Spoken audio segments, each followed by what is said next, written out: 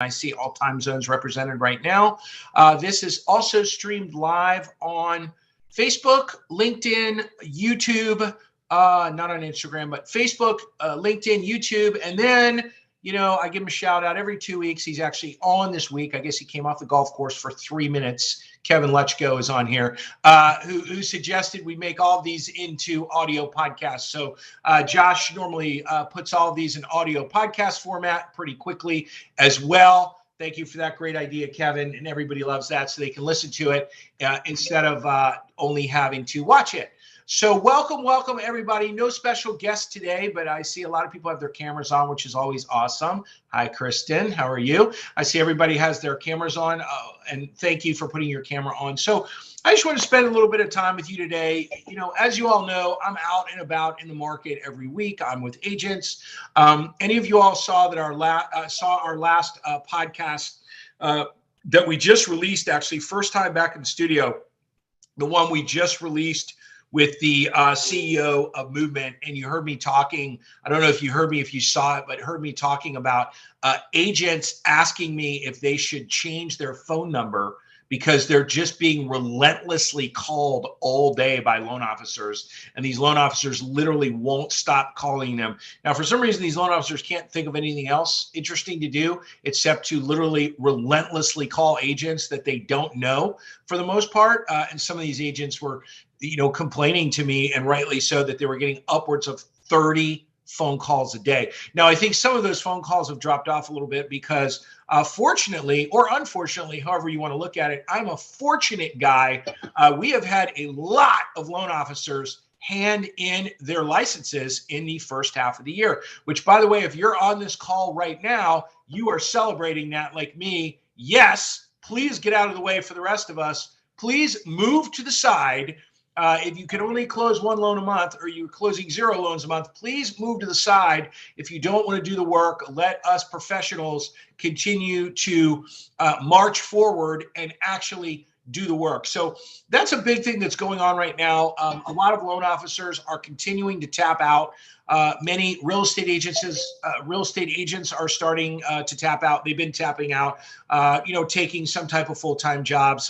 It's funny, some of the loan officers are trying to stay on part-time, hoping and praying for refis to come back so they could just, cruise back in the office and crank out some refis when and if the rates drop enough to do some refinances, which I think is extremely interesting as well. But, if you're on this call right now, or a bunch of the people that work with me one-on-one, or I know you very well, I know that you are in the business right now of taking market share, probably in the most aggressive way maybe you ever have in your career right now. That is what I'm seeing the best loan officers doing. And I want to talk a little bit about that today. In times of stress, in down markets, that's when dynasties are made. That's when grandmasters become, up their game even higher. The best loan officers in the country right now, I'm letting you know, I see some of your faces staring at me right now, are working double time right now. They are not saying, oh, I'm going to go on vacation, or I'm going to go here, I'm going to go there, or, oh, the market's slow, so I'm not going to work. They're literally working harder. So if you're not working harder as well, now you're competing against a guerrilla loan officer or a big loan officer who's already doing a bunch of business. Now they're doing even more, and they're coming for you. And those couple of loans you have, they want them. And when they get them, they're never giving those relationships back. It's not happening. And a refinance market is not going to help you. So what I wanted to talk about today for a little bit is the grind. If you're not grinding right now, you're doing this wrong. At the end of the day, if you don't need a glass of hot water or a cup of hot water and a piece of lemon because your voice is gone, you are absolutely not doing it correctly. You should be on the phone with people all day, every day. I know, loan officers are complaining, oh, I got to write so many lender letters. I got so many pre-quals. I got to, I love, I forget who I was talking to. I won't call the person out by name, but they closed 40 loans last month, but they took, they had to take like about 120 apps or pull credit on 120 people. They're like, oh, so much. I'm like, how how many people would kill for those 40 closings you had? Big whoop, keep moving forward. It doesn't really matter. Okay. And I wanted to just get in your head. I talked about this on the last podcast release. I talked about this a couple of weeks ago. I want to talk about it again because I'm still hearing loan officers grousing about this. Okay. Your income is not what you earned on your W-2 in 2021. That is not your income. That was I don't even know what to call that year. Those of you that have been in the business as long as me on here know that that was the biggest anomaly in the history of mortgage banking. It was a bigger anomaly than 06 and 07, where we were just writing fake loans, 80-20 LIDOCs all day, 05, 06, 07.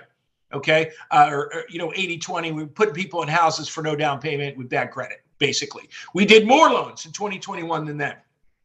That's not your income. If you're sitting around grousing, because you bought a Corvette and you bought 3 Airbnbs and you're having a little cash flow problem right now, if you adjusted all of that to 2021, that was a very, very bad call on your part. And hopefully you've readjusted that. Your real income, I think, is this: 18 plus 19 plus 20 plus 21 plus 22. Take the first 6 months of 23, add all those months together and divide it. That's your monthly income multiplied times 12. That's your income as far as I'm concerned. Okay. If in 20 and 21, you were giving your financial advisor 10 grand a month and you thought like you were king or queen of the world because you were doing that, and now you can no longer basically afford to do that, who cares? Okay. As long as you are paying your bills, you are winning in this market. I need everyone to really understand that. Don't compare your volume right now to what you closed in. I don't know what was a big honking massive month. I don't know, September of 2021 or something like that. Don't compare what you're doing now to that. You're really doing yourself a major disservice. Okay, and if you're on this call right now and you got in the business in 19 or 20, that was just basically fake. I mean, that was if you couldn't do 10 loans a month, then something is very wrong with you. You could stand on a corner like the guy that holds up the sign with the memes on the internet, says, I have loans, and you should have people lined up to get a loan from you at 3 or 2 7/8 or whatever that is. Okay. So you really need to get out of your own head, or you are going to get bulldozed by these loan officers that are all in. They are not stopping. They're not slowing down. Literally, they want to take massive market share. And if you think you're going to pop back in when the rates go down, I think this might be one of the first times we've seen there's no pop back in. That's it. Because these massive originators are just going to take those 2 or 3 extra loans that you had, and that's it. They're not coming back to you because you tapped out. Okay. So look at what you're doing all day. Look at your thought process right now. Think about it. Okay. If you're down in the dumps for any reason, pull your head out of your what and move forward. We are in one of the greatest businesses in the history of the world. You get to help people get into homes. By the way, I think 38% of all U.S. citizens that identify as millennials have stated factually that they want to own a home. There's a massive pent-up demand. All the articles are out right now, almost the completely debunking, keep waiting, the prices are going to drop. Okay, now the articles are, well, maybe the rates will drop a little, but the prices aren't dropping. And the reality of it is if the rates drop, what's going to happen? Anyone? I'll tell you what's going to happen.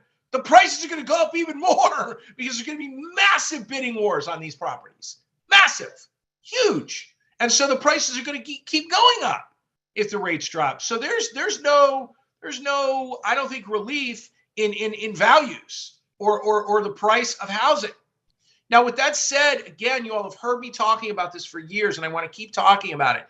If you don't know how to pencil sell, if you can't figure out return on investment, if you don't know how to help your agent partners convert some of these would-be buyers, shame on you.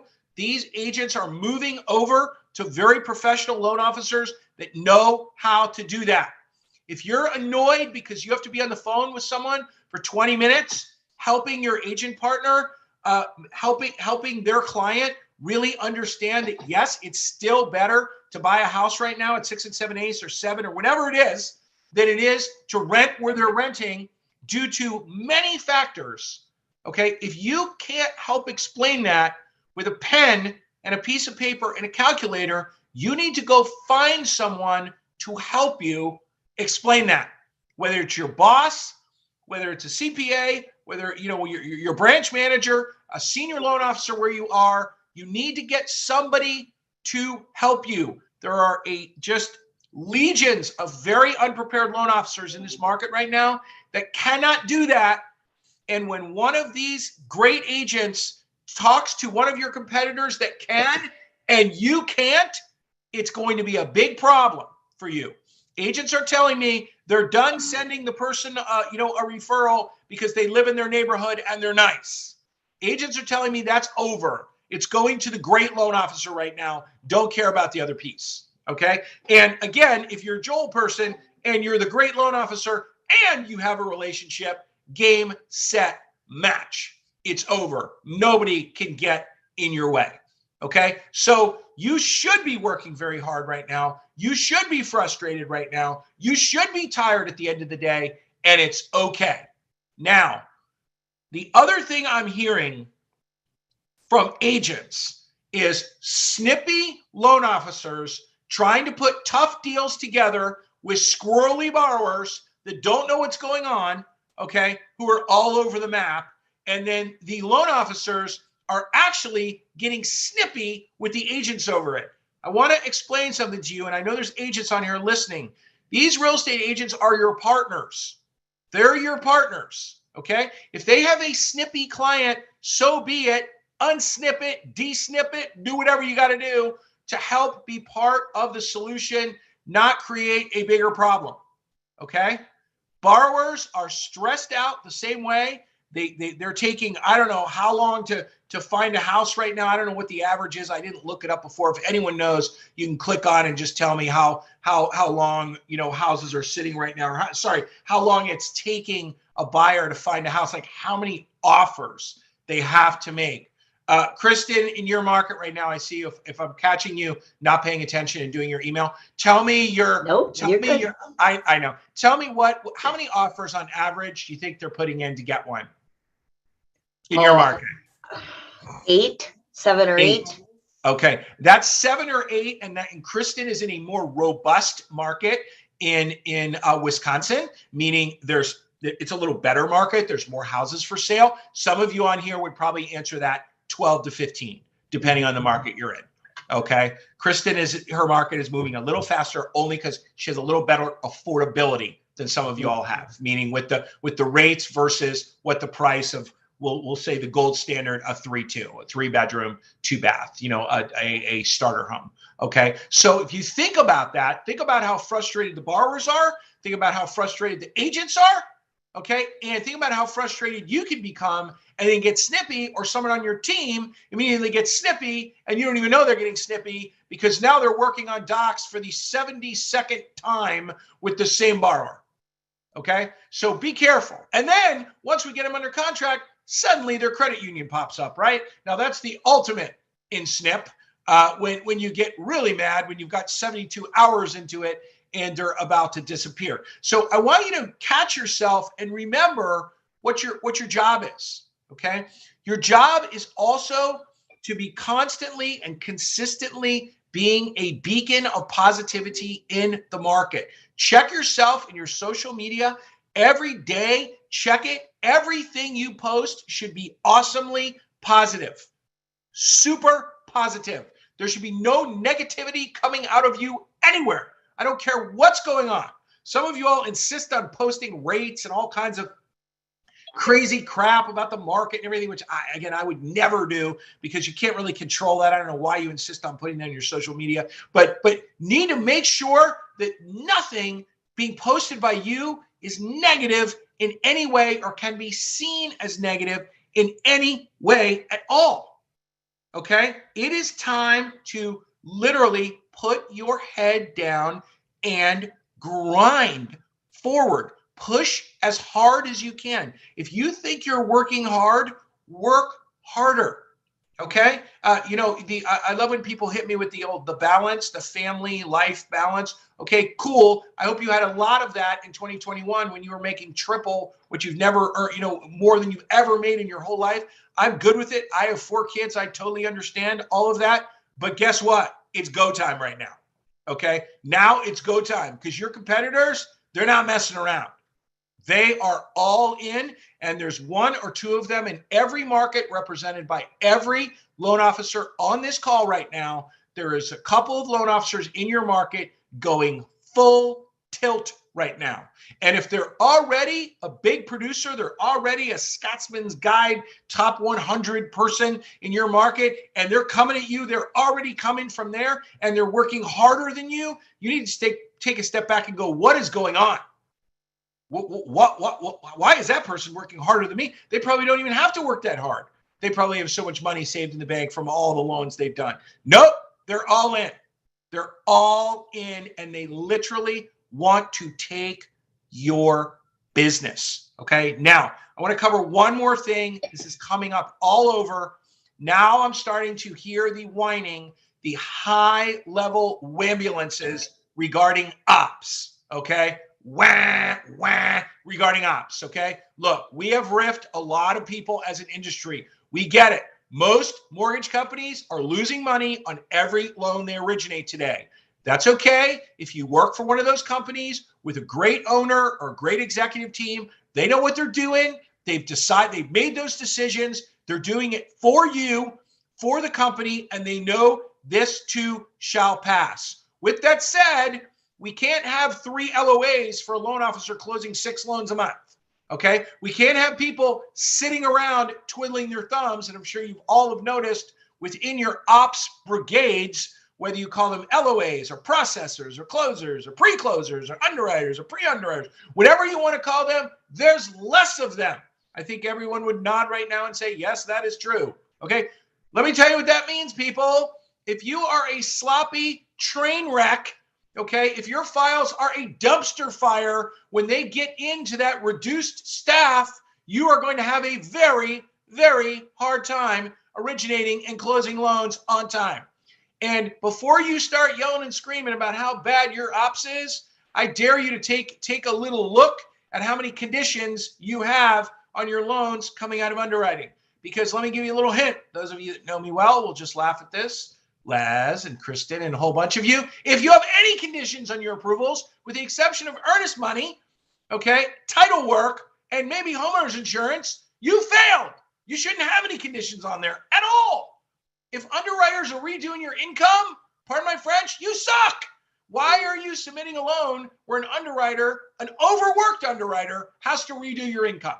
And then you're complaining about ops, okay? Sorry to be a wet blanket on this one, but the best loan officers are docking their files up front, submitting perfect files, okay? And they are whizzing through there. Now, are they being underwritten in 6 hours anymore? No, they're not, okay?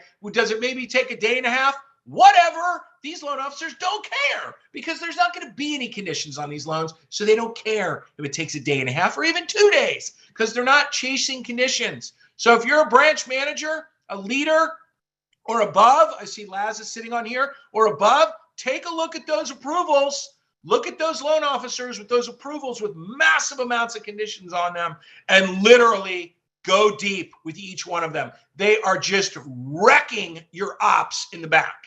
And then your top people are paying the price. Okay, that is what's going on.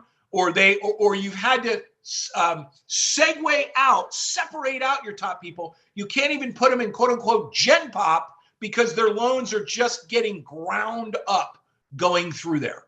Okay. So everyone think about this. When you push an app forward, whatever that means in your world, whenever an app, I know we don't even call them apps anymore. Whenever you push a loan forward into the back of the house, when it gets to the point where either you're pushing the button for it to go to an underwriter, the underwriter should be asking you for no conditions. Nothing, everyone. Nothing. I dare you, pull your last 10 loan approvals and look at the conditions on there. Okay? Look at them. All right? If you have an LOA say to you, oh, no, that's fine. We always just get that after. Okay. By the way, those are the worst words you can ever hear from anyone on your team. Oh, no, that's fine. We just get that after. No, we don't. We get it now. We submit it now. We don't want to be getting things after at all, ever.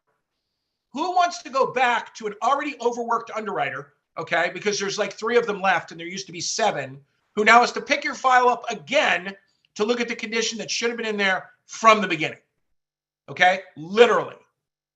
If an underwriter, I'm going to say this one more time. If an underwriter redoes your income and changes the loan approval based on it, that is the most epic fail in the history of the world. Please go to your manager and ask for help. That should never, ever happen. Okay? You need help. Find someone to help you. I realize with all the technology, we don't have as many classically trained loan officers as we used to. You younger people laugh at us older people who learned with a calculator and a pen, but it's those people that are submitting clean files right now. Those are the people that are submitting files where there are not 72 conditions on there. Okay. And that is literally the way you have to roll in a market like this, or I don't care where you work. I love when a loan officer says, Joel, my company sucks. I got to leave. I'm like, okay, cool. Where are we going? Where do you want to go? Because pretty much everywhere you go is going to be, I mean, it's going to be the same. You're going to get a new name, but it's pretty much going to be the same. I mean, where are you going? I mean, tell me why you want to leave. It doesn't matter who they work for. Like, tell me why you want to go. Okay. I mean, there's rare exceptions to that. If you're in a very unique market and you need a unique program that you don't have, that's one thing. But if you're in normal market with normal programs and a bond program and this, that, and the other and all that, cool stuff, and you've got that stuff, it's going to be pretty close to the same, no matter where you go. You're just going to get to the new place, and after the shine wears off in 60 days, you'll be complaining again. Okay. The reality of it is it's hard right now. It's hard for everyone. Why on the earth would you make it harder on yourself by submitting crappy files? Okay. That is unacceptable. That you're just hazing yourself, but you're hazing everyone else around you. And let me tell you, this leads to my last thing I want to talk about today.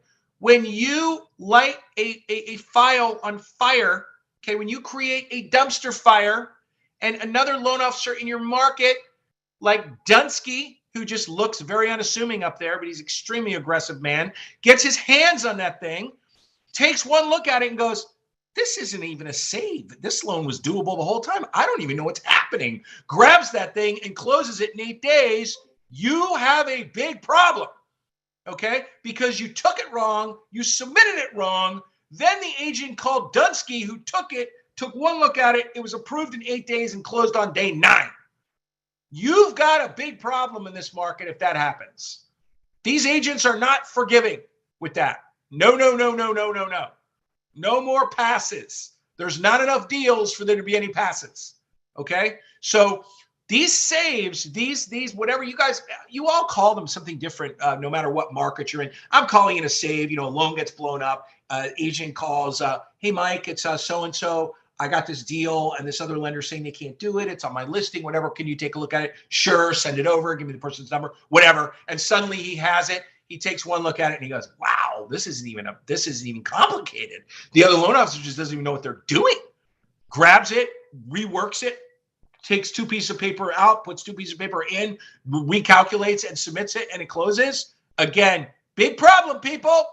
Huge problem. And if you're a Joel person, you've been through a crush group like Mike Dunsky, then he's doing something even more nefarious. He will be in front of your agent partner, probably sharing a meal within 7 to 9 business days, and then you have a big problem. Then you have a large problem. Because not only did he grab the file and close the file, now he's going for the jugular. Okay? Game over, relationship. And let me tell you, these agents, and I know a lot of them are listening right now, are very glad to meet with Mike Dunsky after that because of the stress they were put through by the other loan officer that created a dumpster fire that did not know what they were doing. And then in the worst possible thing you could ever do as a loan officer, they blamed their company for it. That's the best. I love when loan officers go, well, our ops are just horrible now. And they'll tell people that. I'm like, no, you're horrible, okay? You did that, all right? Don't be blaming your company for anything. I don't care what company you work at. That's a bad idea, everyone. Okay? So I'm not trying to be negative on here. I'm actually trying to pump you up, because every person on this call right now, I applaud you for being on this call. I applaud you for spending 28 minutes with me right now. I really do. That means you're going to be standing when the dust settles. I know you're going to be standing and you're going to be kicking ass and you're going to be doing even more than you were doing before. Okay. Just keep your head up. Let's go. It's go time. Everything's going to be okay. I guarantee it. And when this dust starts to settle, the people on this call are going to have massive, massive market share. Thank you so much for spending some time with me in the middle of August. I'll see everybody in 2 weeks. See y'all later. Thanks, Joel.